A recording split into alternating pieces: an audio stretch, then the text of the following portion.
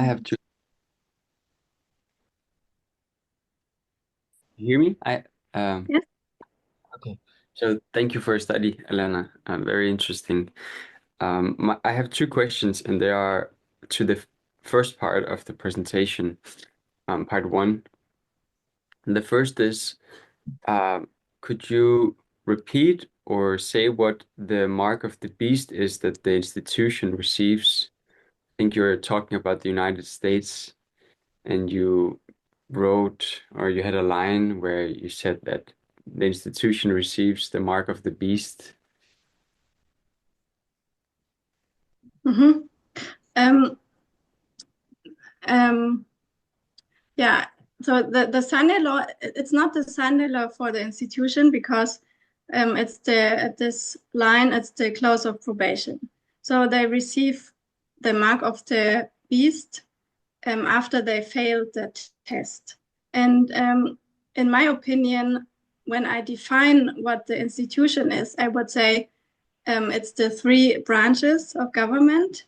I think we could also say it's the two parties and all the democratic processes like the election, the certification, and the electoral college, and all of this. So I think they failed by letting a dictator come into power. All of these processes serve the purpose to prevent this. So it begins with the parties that should not um, give the possibility to an extremist to rise up. They should throw him out immediately.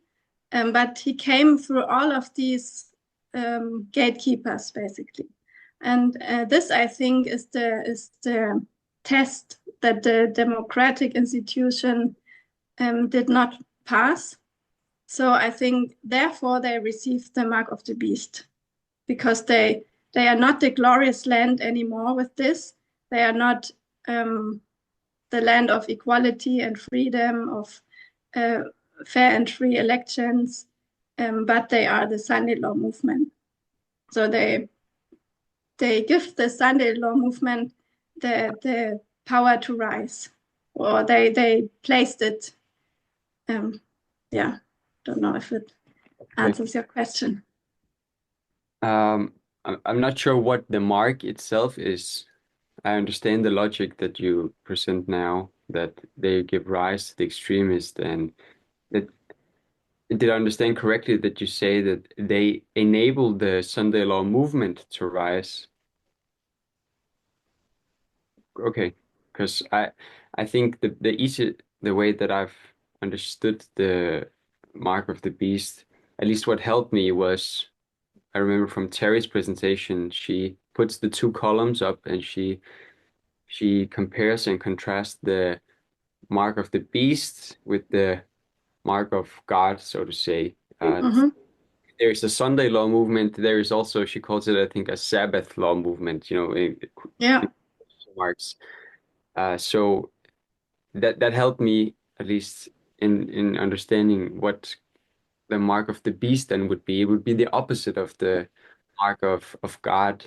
And she in that I think it's in France, she lays it out as she focuses a lot on the Sabbath being the mark of equality and the Mm-hmm. Sunday law movement being the opposite of it. So the mark of the beast would be the opposite of this mark of equality. So I was just wondering what then would, because I noted that you said that the institution receives the mark of the beast, and I guess I still don't really understand what that mark is then, because it has to Yeah, be.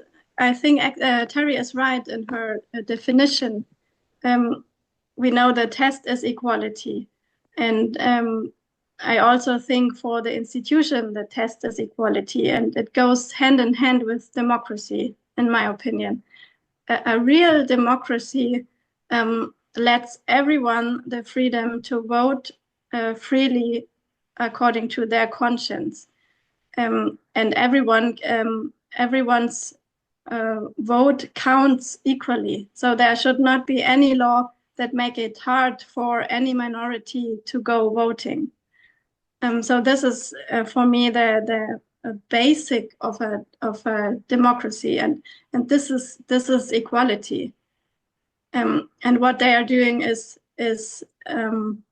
not practicing equality, because they don't let Black people vote as freely as they let white people vote. And also it impacts women's votes, like the SAFE Act that is now in discussion is directly against women. And this is patriarchy, it's not equality. So I think the definition that Terry gave, and this comparison with the Sunday law and the Sabbath movement, fits to this. It does not contradict.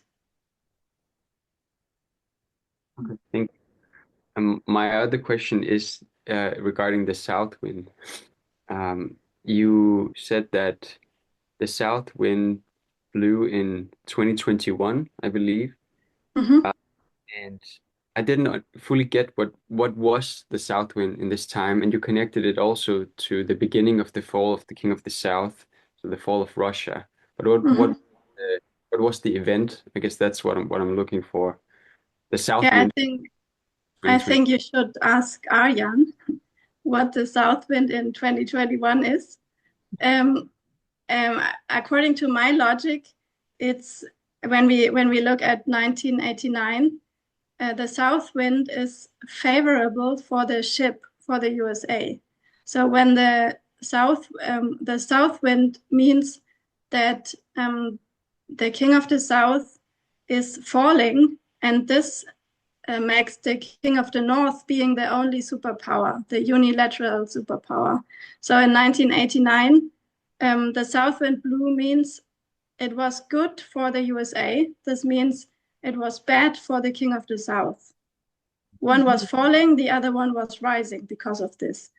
And I think the same dynamic we have in 2021, where Russia was starting to fall and where the US was starting to rise as the only remaining superpower, as the unilateral superpower. So I think that's the south wind. So it's connected to the invasion of Ukraine. Yeah. And the credibility of the, as Arjan has explained it. Thank you. That was my only two questions. Okay.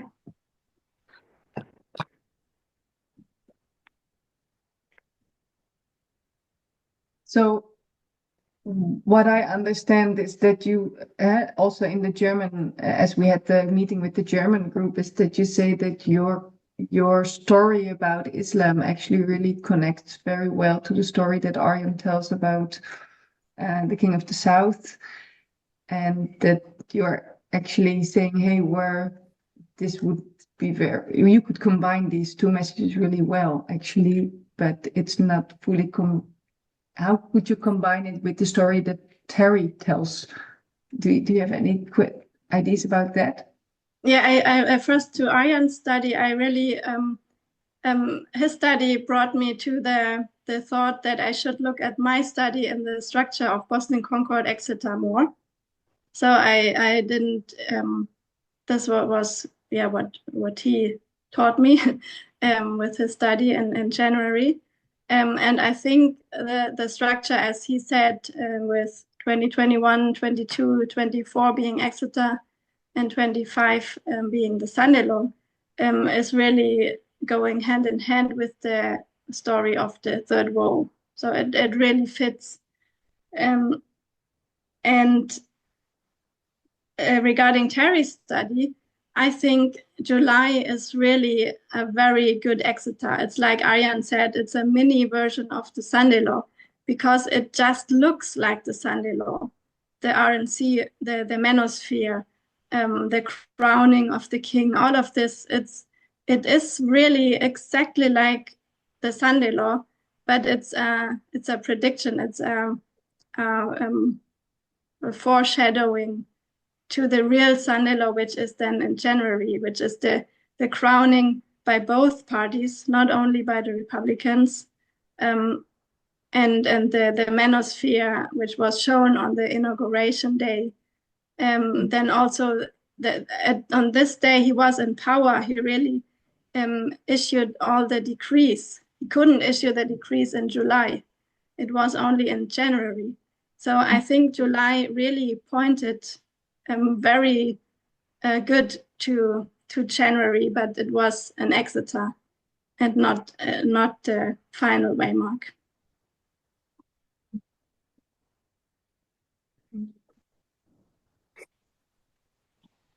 And maybe, okay, thank you. Maybe one question.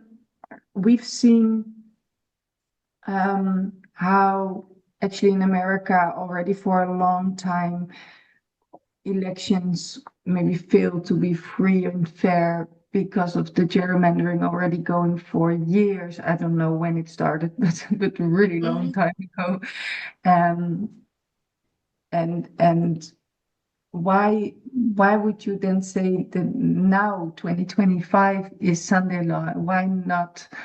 I mean, is there such a big difference between what happened before and now in January 2025? Yeah, we know that Parminder explained it in his recent presentations that the Sunday Law movement or the Seventh Kingdom, we can draw different stories. It can begin to rise between 21 and the Sunday Law. It also can begin to rise in 1989, but it also can begin to rise in 1798. So we can extend it more back into the past, depending on the story that we want to tell. So I think the gerrymandering and the voter suppression, it already began many decades ago, like Jim Crow and all of this.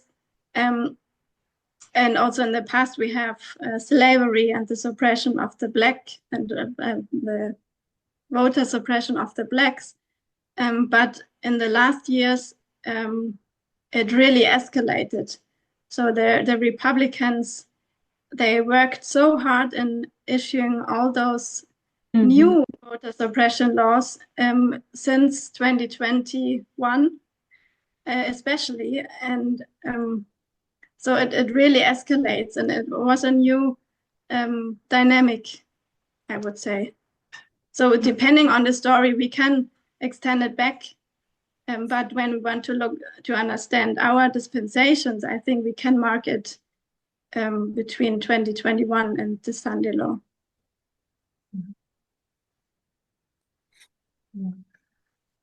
Is it also, did I understand right that you say it's also really because of January 6, 2021 that you see Trump trying to break democracy actually, but it didn't succeed, and now he succeeded? Is that what's Yes. Did the book end for you, like 2021? Yes, also this is also very important. The first term was very different to the second term now. And also Elder Parminder said that we are now living in a completely different world. This presidency is completely different to all presidencies in the past. It was really a turning point. And he was trying to overturn the election already in 2020, 2021. He didn't succeed. And now it's in full that he overturned it.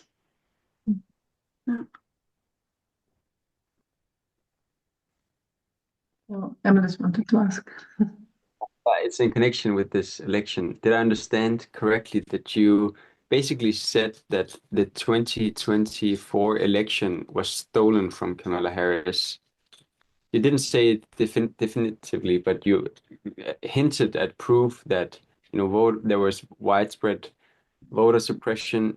Was this the conclusion that you wanted to say? Yes, my conclusion is that what I thought in my studies from the camp meeting last year in France, I believed that Harris would win, but that Trump would be certified. So I believe that the majority would vote for Harris, and there would be violence, maybe an insurrection, and then at the end, Trump will be certified. It was not correct, obviously, because Trump won the election.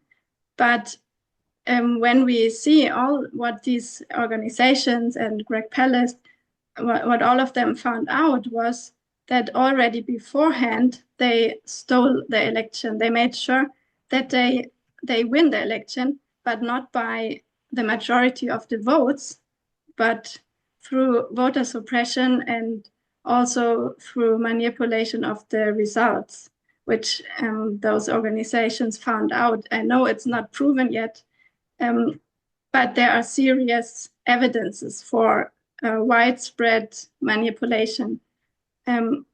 So what also 𝘃𝗶𝗴𝗲𝗏 calculated was that Kamala Harris would have won, I think, 3 million more votes if there was not this voter suppression in several swing states. He based this on several evidences. It's not just made up. And this is my conclusion. I still believe that if everything would have been really fair, if there was no voter suppression, all of this, I believe that Kamala would have won the election, even though I know Trumpism is rising. He has a lot of supporters. Patriarchy, sexism, all of this is rising. But still, the majority would not have voted for him. Okay. That's also what you mean with it's not about the individuals, it's really about the institution. Yes. Okay. Yeah. That makes sense. Yeah, because the test for the individuals comes in future. I think, for example, I have read at the beginning the quote of how democracies die and what happened after 9/11. The people really didn't want Bush. And after 9/11, it changed completely. They all, also the Democrats, they all were one. They were one. They were uniting. They were passing the Patriot Act, which would have never been possible without 9/11. And the people supported it because in a crisis, the people want a strong leader. It's just necessary for their security. So I believe that Trump also needs a national crisis. He needs a terror attack or a war where people really support him, because now also his approval ratings are not so good. It's not the clear majority that supports his policies. But after, when the country is in a national crisis, I think this really will change. And then all of a sudden, people who don't agree with him and everything, they will support him because they understand they need a leader, a strong leader that gives them security. So I think the test will come later now, but of course, soon.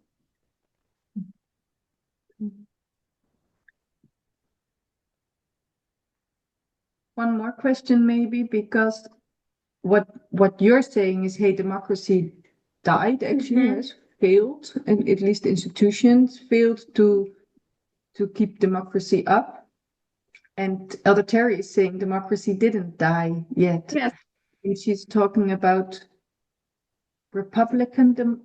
democratic republic instead of democracy. Do you have any thoughts about that? Yeah, that's a topic. I started to read a book by the same authors of Democracy Die. It's called The Tyranny of the Minority. And they are describing that this system of the Electoral College was not good from the beginning. It was based on this compromise between the South and what should they do with the slaves, the former slaves. How can they prevent that they are not the majority? but that the whites remain the majority. And so they created the system, voting system, which is not a direct vote, but a vote. You don't vote directly the president, but you vote the electoral college, and then they vote the president. And this is, they write that this was from an era which was pre-democratic. It was the beginning of democracy, but now it's outdated. So they should have developed it further, and they should have changed it to what a democracy needs now to be a fair democracy. And the USA is the only country, the only democratic country that has this system, this electoral college system. No one else, no other country like Germany has it anymore, because it is not fair. It is not really democratic. So the Republican or the Democratic Republic, this is still important. It's still good, and because it supports the minorities, that the majority does not suppress the minorities, but also countries like Germany, they are also a republic. They are not, it's the Bundesrepublik Deutschland. It also has these republic values to support minorities. So this is good, but the electoral college, I think, is not good. And this is the problem. And this makes it possible for a minority to rule over the majority. Okay. Yeah, because that's, as she says, of course, I can't remember that precisely, but you say,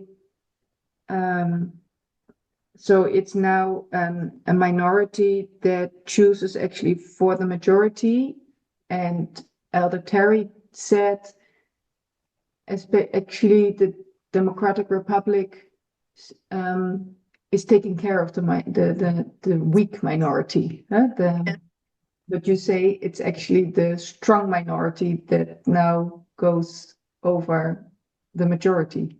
Yes. Yeah. Way around. Okay. Interesting thought to think about. Yeah.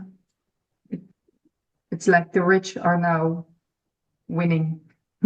Yeah, I think we just see it when we see the news every day, how Elon Musk and all those tech bros, they are ruling over the minority, over the minorities, and also over the majority who did not vote for Elon Musk, for example.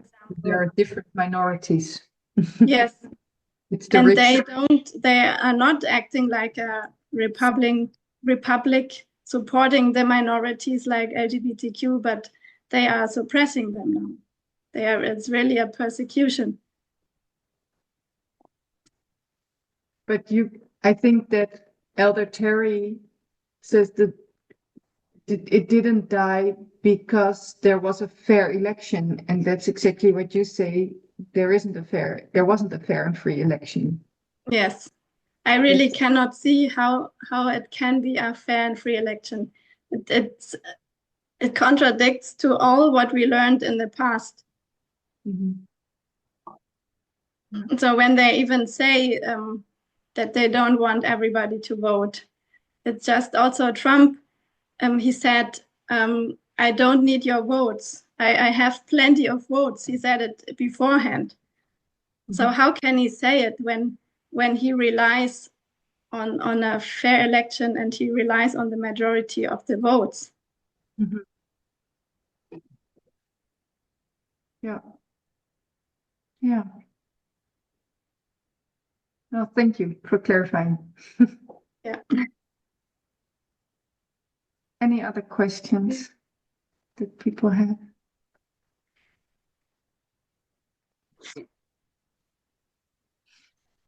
so maybe last one for me then. I'm just thinking all the time about how can you combine those messages? How can you, I mean, because the story that Elder Terry tells about how things changed in the Republican Party and how she sees that also from 2014 and then going onwards. I think that the thing is that there's of course this Quintus Fabius Maximus Curtius that is placed at the Sunday law. Do you think that that is the thing that makes it impossible to combine the messages, or is there more? At least that 2024 cannot be Exeter. I was wondering the same. For her. As I said, I believe it is Exeter. I don't know how regarding the name Fabius Maximus. I'm not sure how to where to place it.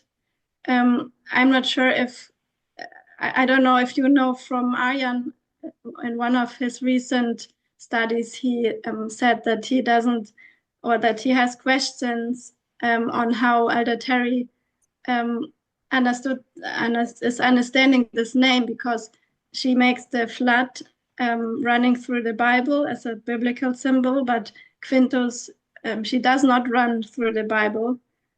So she's using different methodology within that name.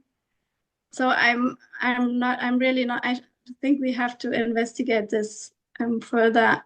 And as of now, I don't agree with that it's for sure just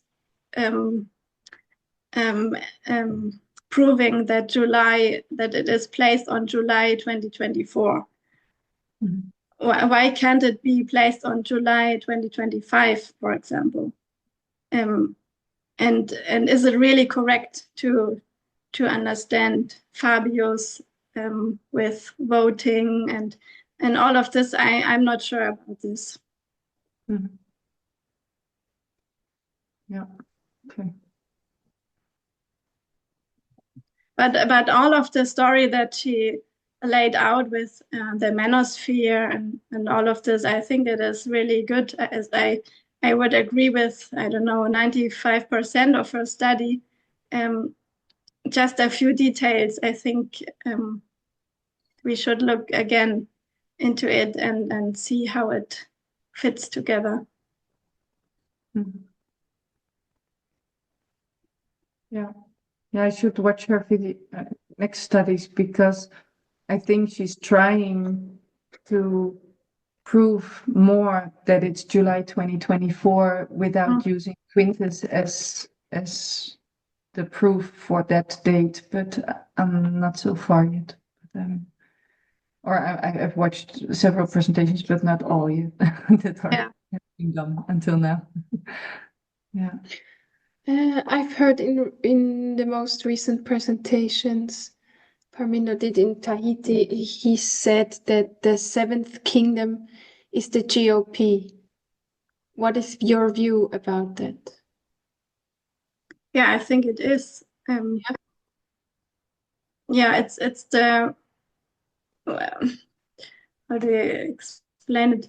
When we compare it to 1850, slavery came because of the South, not because of the North. So when equality is the sin, or back then slavery was the sin, the South brought it. So they were the Sunday law movement that brought the Sunday law, the sin. But the North compromised and accepted it, or didn't fight against it as they should have. So I think this is comparable to now with the Republicans. They were bringing up Trump and bringing up the patriarchy, sexism, all of this. But the Democrats did not prevent it. They did not fight enough to prevent it, and finally compromised. So the Democrats did a big sin because of compromising, but the issue came because of the Republican. So they brought the Sunday law.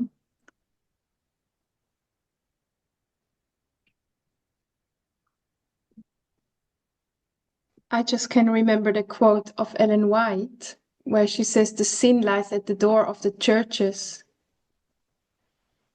And I'm just now wondering, does she point at the north or the south?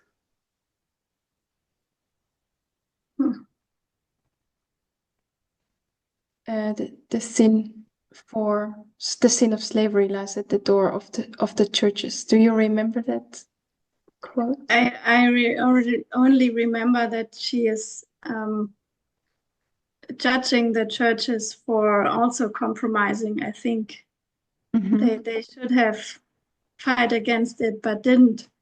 It's like in World War II when the churches were on the side of the Nazi party and not doing enough to fight against it.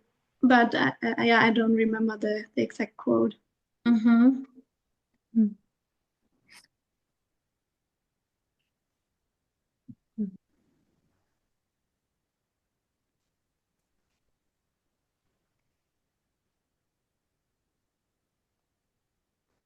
You're looking it up.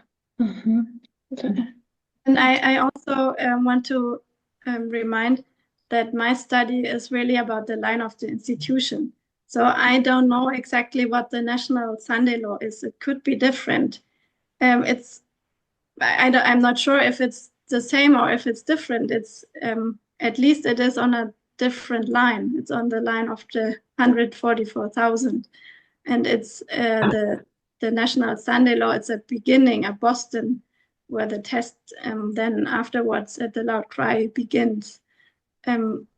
And what I was talking about was the close of probation waymark of the institution. It's in the same year, but I'm not sure if it's exactly the same. I mean, it's still all about equality, all of this. But if the national Sunday law is also January 6 and 20, I'm not sure. Okay. Because this is then for the individuals.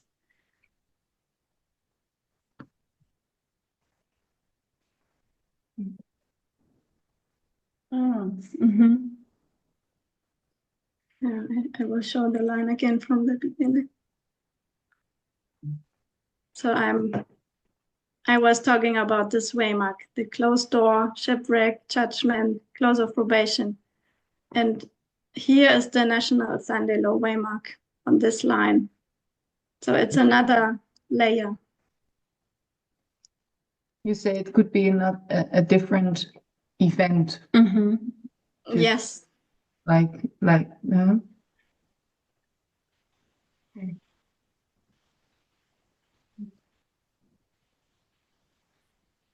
Good. Any more questions?